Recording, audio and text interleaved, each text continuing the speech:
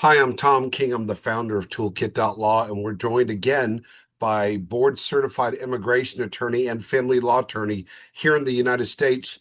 Ann Kennedy happens to practice in the jurisdiction of Texas if you're in the United States. Otherwise, if you're in the other 80 plus countries with legal-based legal systems, you don't really care because we are focused globally. We're looking at immigration topics as they affect planet Earth. We're going to talk today about illegal immigration and bad actors.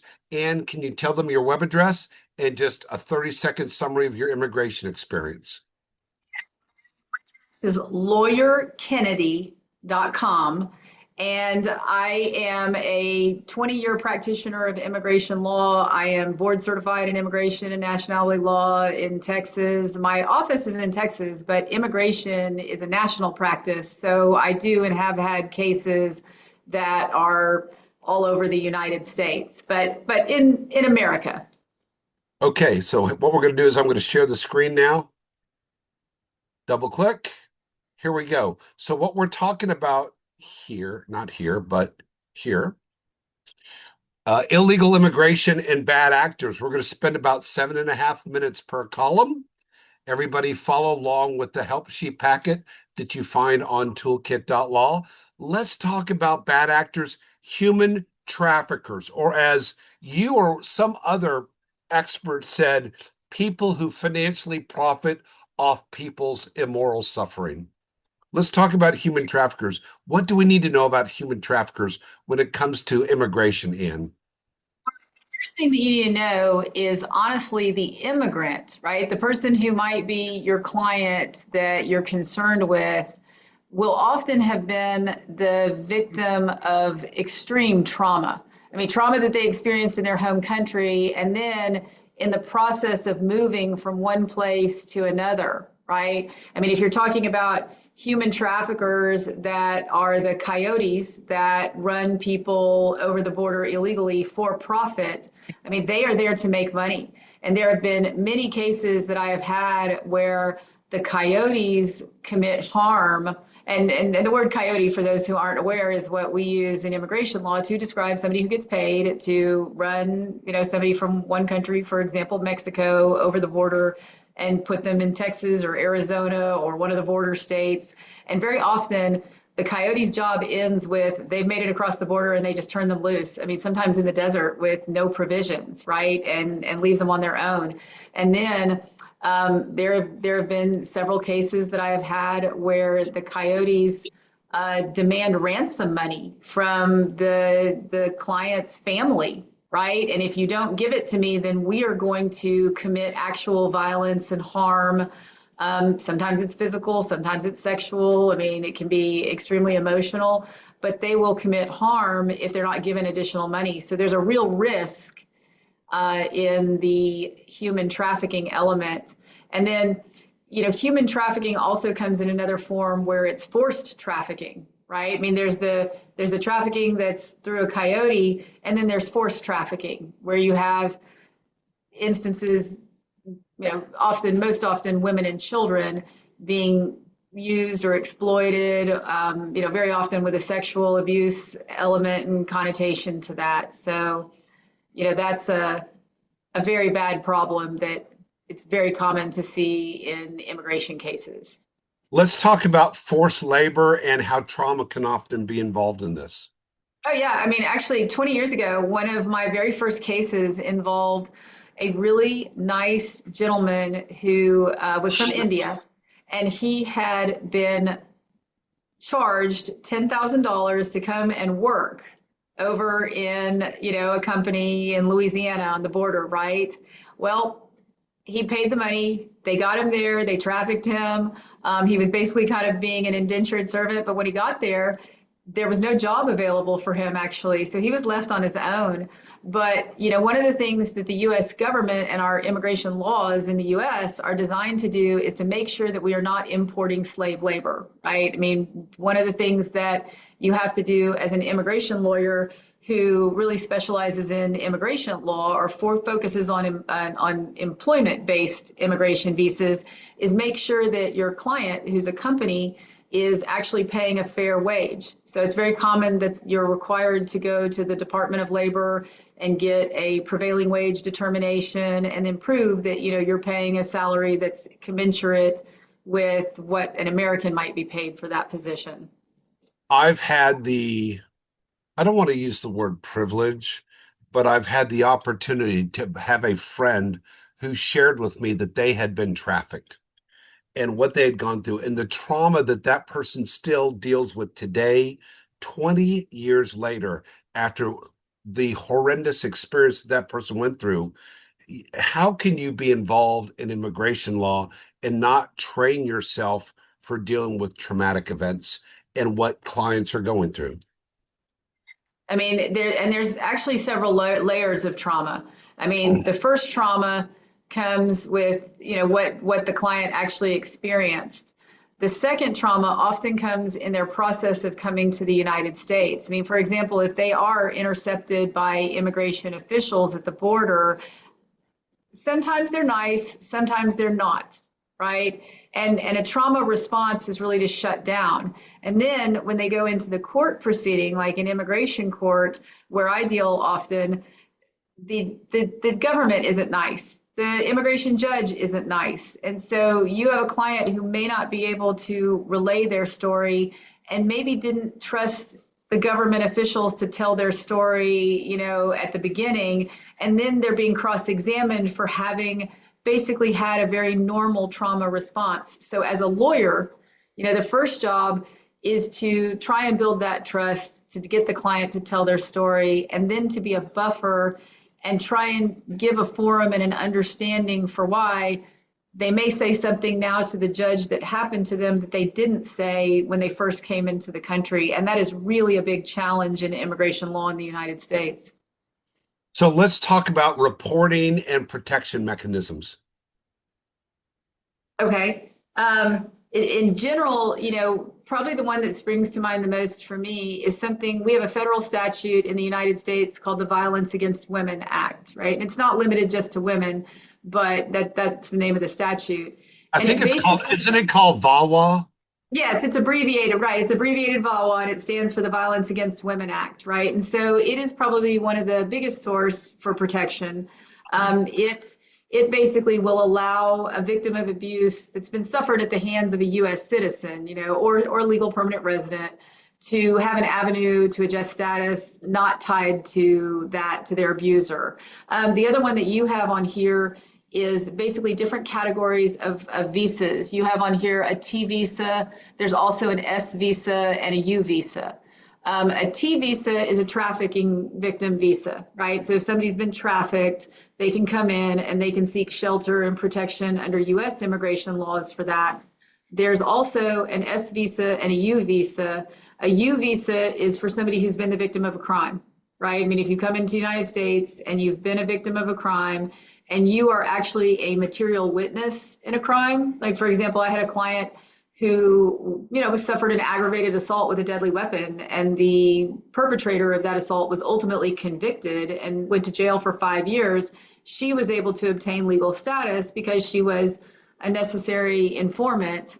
And then the S visa is actually a snitch visa. So very often the government will use confidential informants, especially in the drug, where we have drug concerns.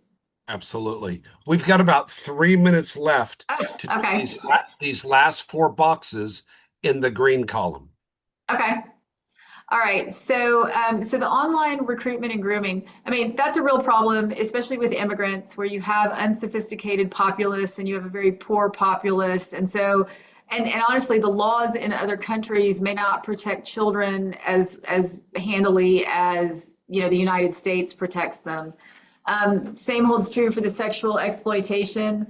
I mean, there just are sometimes not as many protections in other parts of the world. I mean, one of the things that in the US, we've actually recognized as a matter of federal immigration law is that a country, for example, like Guatemala, their legal regime is not designed to actually protect women and women who are specifically victims of domestic violence. So we take that into consideration when dealing with areas of trauma.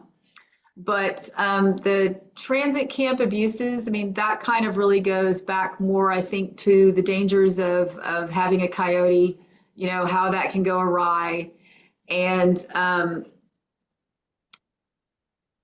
the there is a real to the last box that you have on there. That is something, right? You need to know that sometimes the trauma that an immigrant might experience, right, didn't really happen to them. It might have Right. happened to their sister that they're with, right? And there is a protection for that. In the United States, we have in our asylum law, right? Asylum is if you have a fear of persecution based on a protected ground. And there is a recognized class for kinship ties, right? So you can, in fact, find relief if you didn't suffer, you being the immigrant, didn't suffer direct harm, but instead it was a family member or, something happened based on your kinship ties. Let's go ahead now. Let's switch columns as I put the help sheet back on the Okay. screen. Now we're going to talk about cartels. Yes. Right. So Right. let's And talk that, about first oh, control. Yeah, let's talk okay. about. Okay.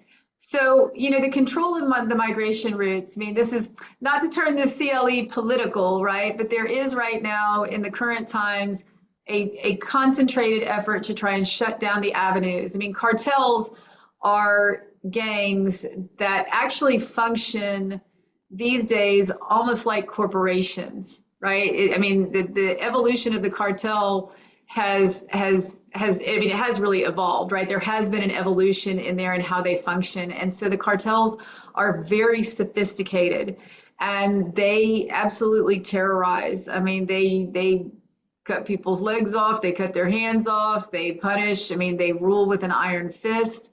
They're very territorial, and if they go to war, there is all kinds of fallout and bloodshed. One of the things that's very unfortunate, and the three things that you mentioned here, right, is that to know as a practitioner in the United States of immigration law, our policy is not designed to protect the immigrant from cartel violence, right? In other words, you don't have a right to come to the United States and be free from crime, right? You have a right to come to the United States and be free from persecution by the government or by a group that the government cannot or will not control, right? And so there is really a mental block in with immigration judges and with the U.S. Asylum Office often, if they hear the word, oh, this person was fleeing persecution from the cartels, there is a real block against approving a claim like that. So it takes some real creativity of how to take just that, I don't want to call it a run of the mill, right? Because it's tragic, but how to take that type of claim and then fit it within the mechanical elements of, to gain protection under our U.S. immigration law.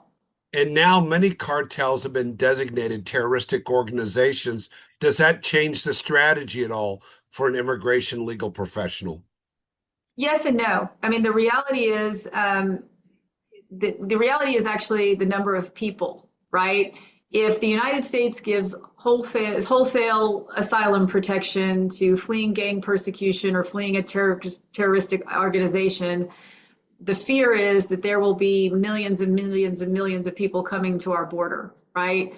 So for that reason, designating the cartel as a terroristic organization certainly helps, but you've got to go that extra link and show this particular cartel absolutely could operate freely. The government couldn't do anything. I mean, very often that requires the immigrant, it places really an unfair burden on the immigrant, but it requires the immigrant to have gone and tried to get help from the police and then been refused that help. Well, I mean, the reality of that is, while that sounds good on paper in the United States, back in their home country, that can be a death sentence. If you go to I mean, if all of a sudden the cartel knows that, here's an immigrant who's trying to get help, I mean, that has a lot of risk for the client themselves.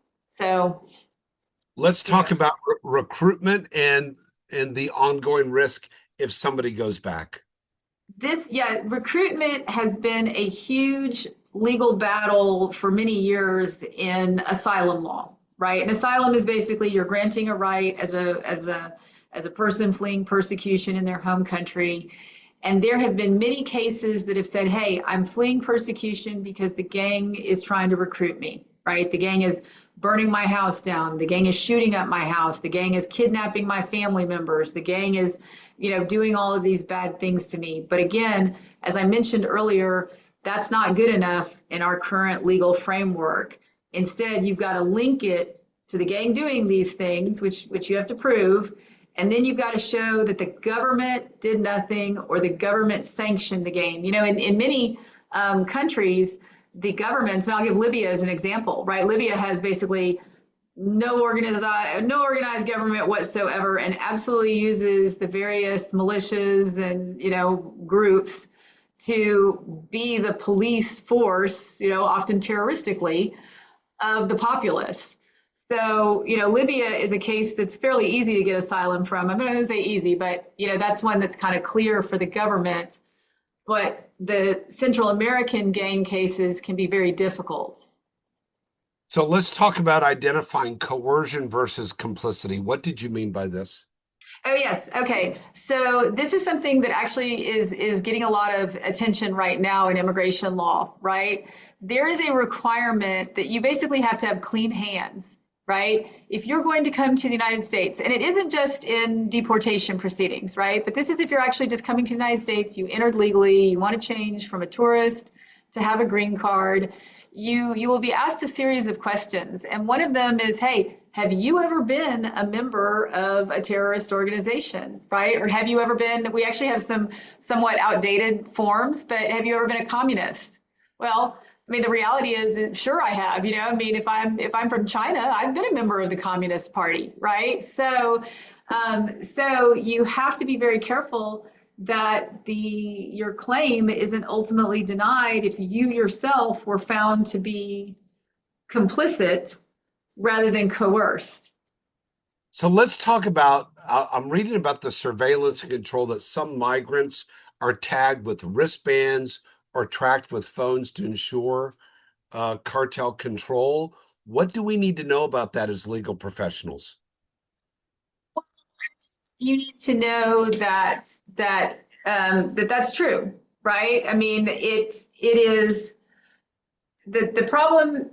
I guess I'm trying to think how to answer this, right? But the problem comes, it's that element of trauma, it's that element of control. And frankly, as a practitioner, you need to know that there could be some risk depending on who's coming into your office, that if this is somebody who is under the cartel's control, there is a very genuine risk of harm to that person, and then, by extension, to people that are seen as an oppositional threat. Now, it does, in fairness, just to put this into perspective, I mean, it depends on who that person is, right? I mean, the lowest level people are not necessarily going to be tracked with the cell phone, at least not once they come to the United States. But in home countries, it certainly does happen that way. And then as you have higher up people up the food chain, there's a real risk.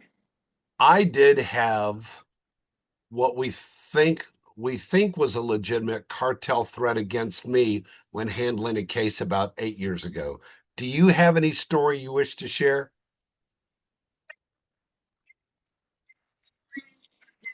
Fortunate and not. I've had ones. I don't know, either I've managed to navigate it the same way, but it hasn't actually directly impacted my practice. And very much when I have thought I've got that case, I've turned the case down, right? So, but I know, if I have a client that walks into my office that's got a big boatload of money to pay no questions asked, I sometimes have to think, ooh, is this a case I really want to take, right? Because there's just that risk. When you have how often do you have minors on their own approach you? So yes and no. All right. I have a lot of cases that involve what we call special immigrant juveniles, right? If you are essentially an orphan in the United States, right, or you cannot be reunited with one or both parents overseas, then there is a mechanism under US immigration law to obtain lawful status, right? And we call that an SIJ, or a special immigrant juvenile. Now, I don't really have minors without family members present. I mean, most often those minors for a private practitioner, most often they're in the care of an uncle or an aunt or a cousin or a grandparent. But when you really have the true unaccompanied minors, like several years ago, we had thousands of children that had come up through coyotes that were sent up here. That really kind of falls to the realm of the nonprofit organizations. I mean, YMCA, Catholic Charities, Kids in Need of Defense. There, I mean, there's several organizations that really are trained to deal with true unaccompanied minors. And whenever you have someone who is present in your office that you represent, who has the threat of retaliation against other members of their family in another country, have you ever had that? And what are precautions that you take? So I have, and actually that's where it shifts gears, you know. So I have this unique role where I actually do practice both family law and immigration law.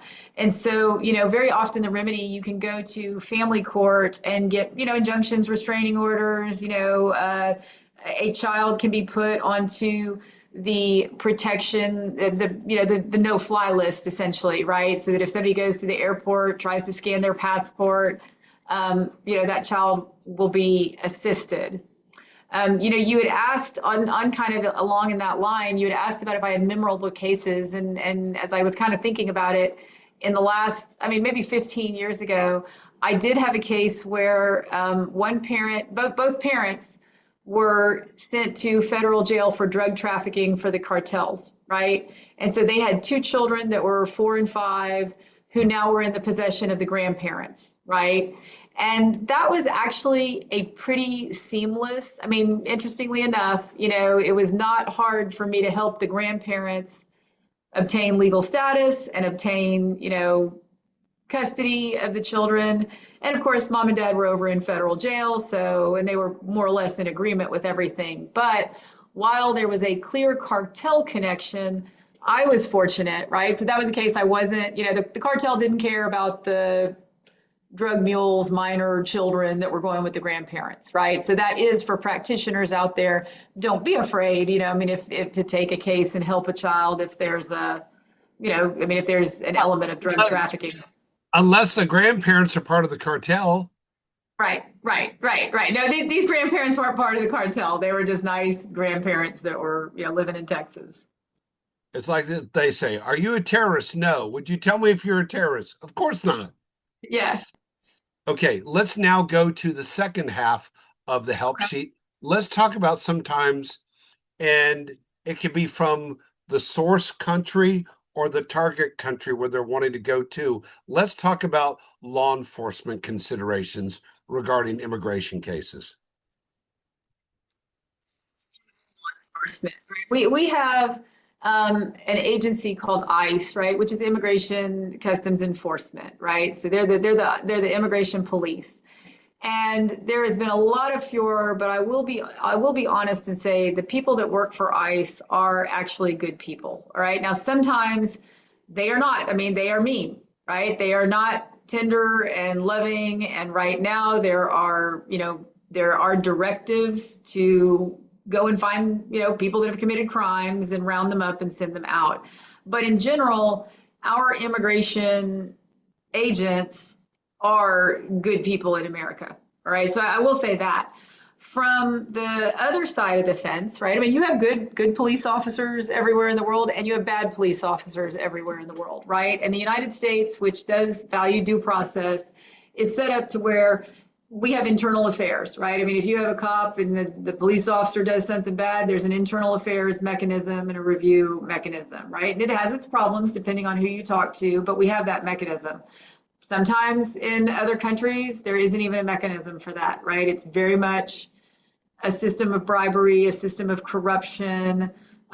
This is where you actually have the biggest chances of success at an asylum claim, right? Where you show, hey, my client that was a victim tried to get help from the police, and then all of a sudden, the police made a phone call and 5 cartel folks came and burned their house down, right? That's where your case falls more into what our immigration laws are designed to protect.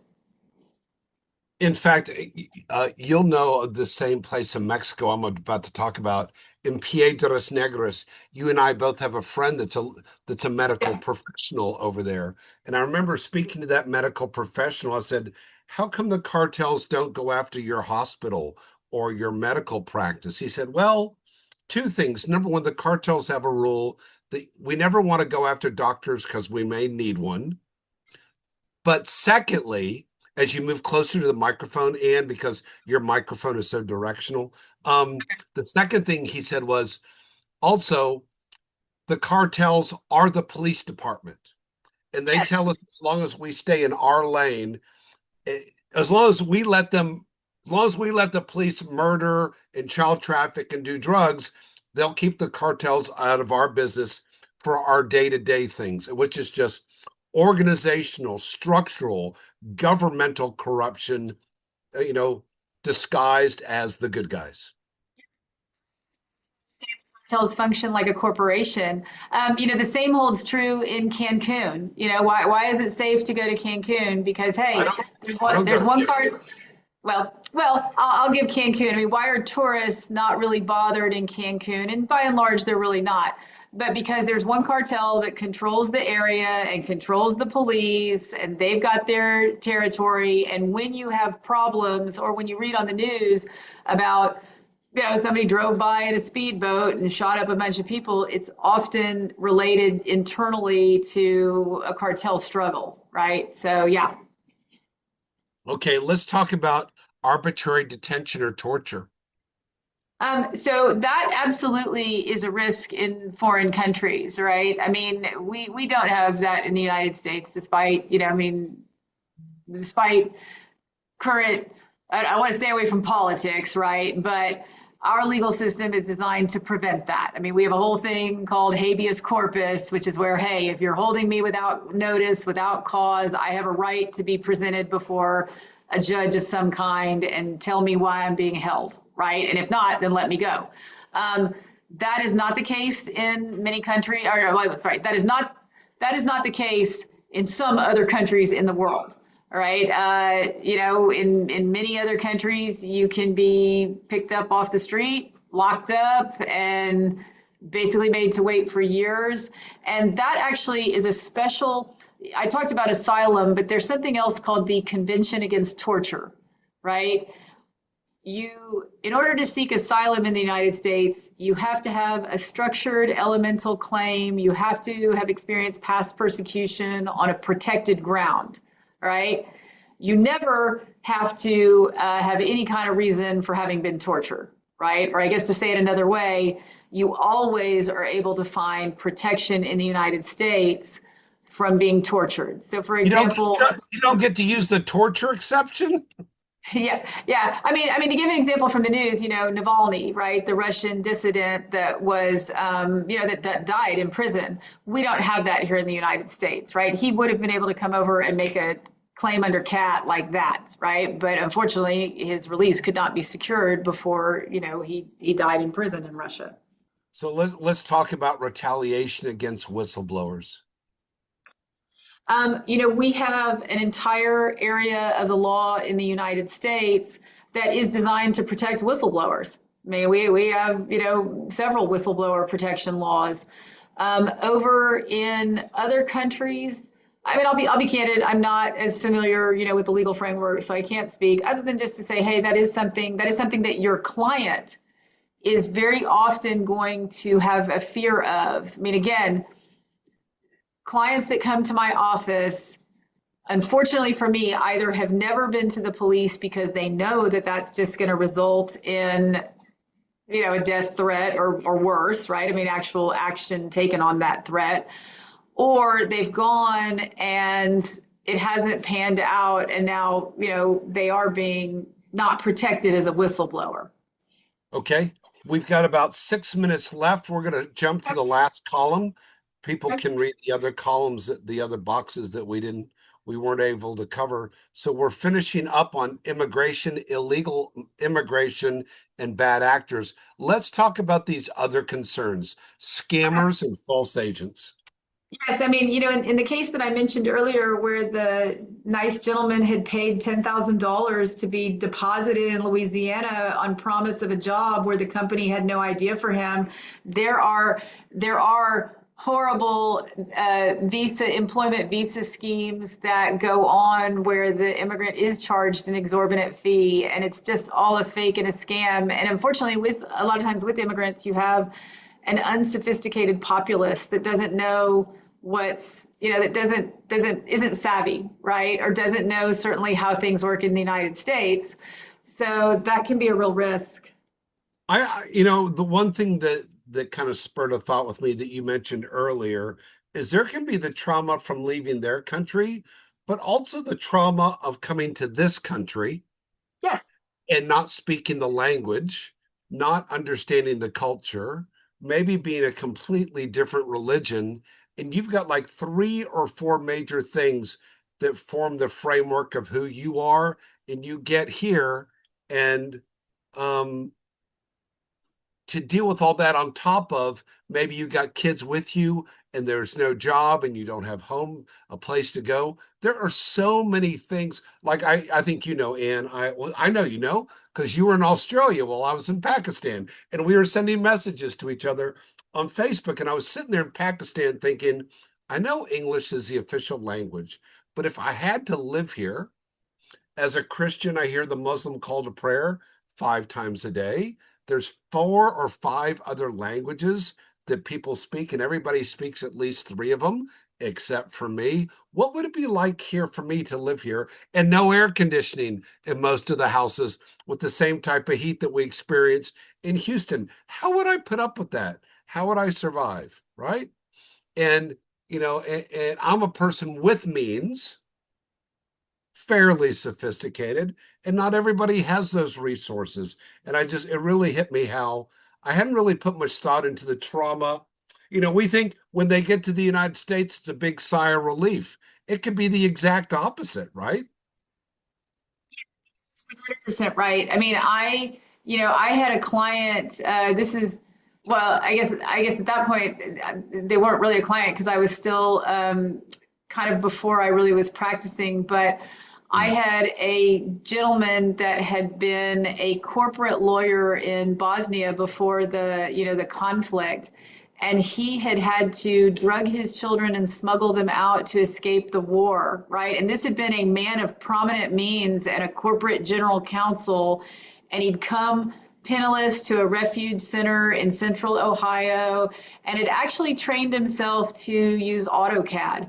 But he was working, not at anywhere, but the trauma associated with that transition absolutely is that something to be aware of. And then the other thing as a practitioner is to know some of the things that you just alluded to. I had a case very recently where my client did not have a lawyer. He was in immigration court and he had been ordered deported.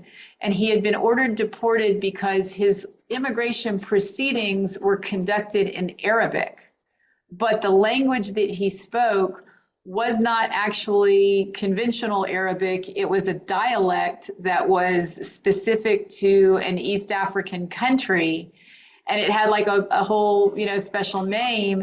And so basically his proceedings had been done in a language that he couldn't understand. I mean, they'd said Arabic, but it's not really Arabic. It's a dialect of Arabic.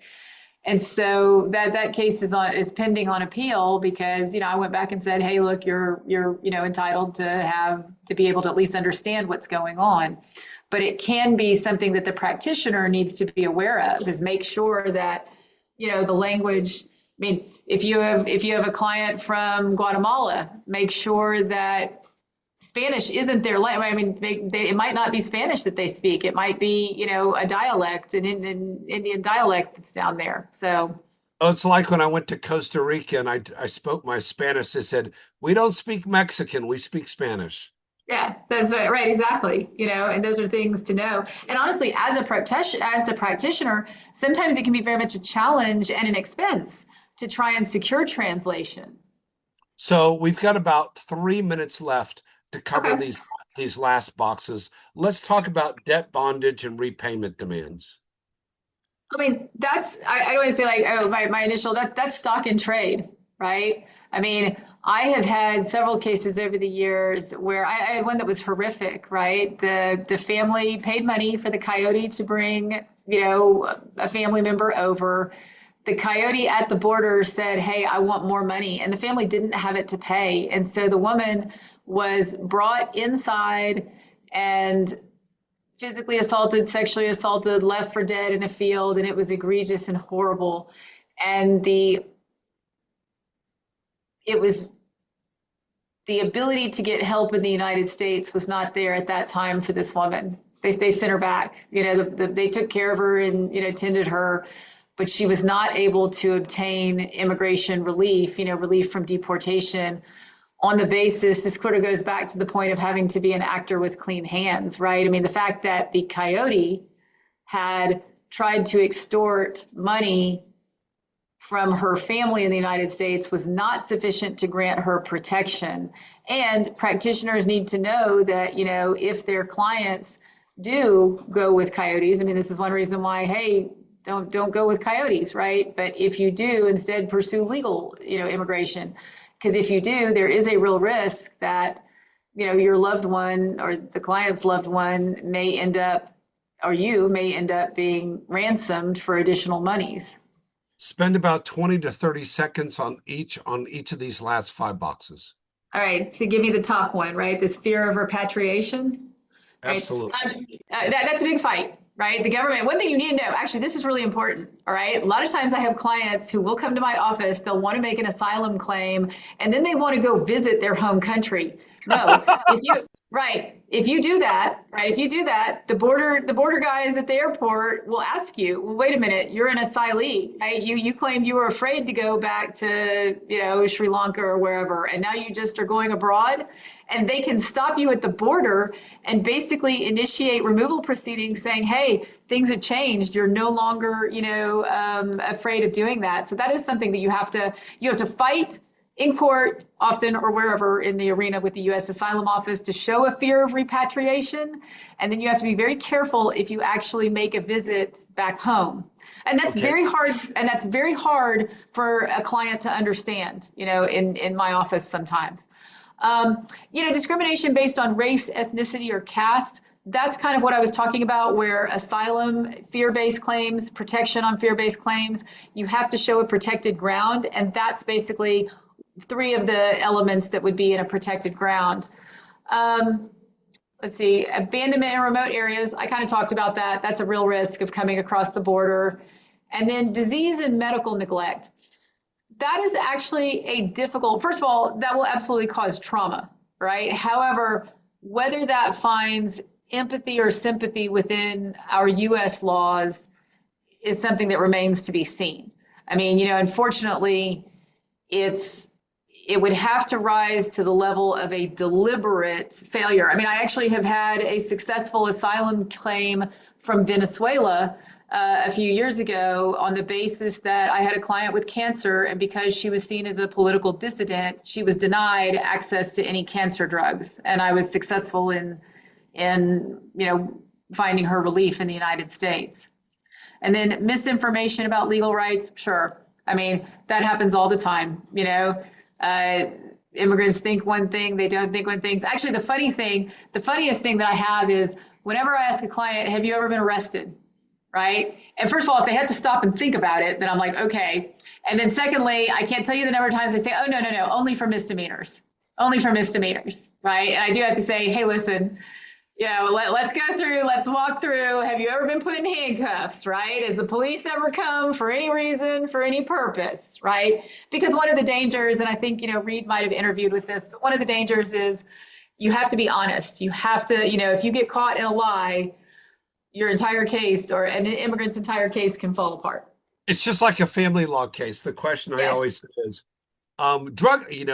drug testing goes back 4 months. So I always tell them it goes back 12 months because they can always remember, they know if they've done drugs in the last 6 months, but I say drug testing goes back 12 months. Will your test come back clean?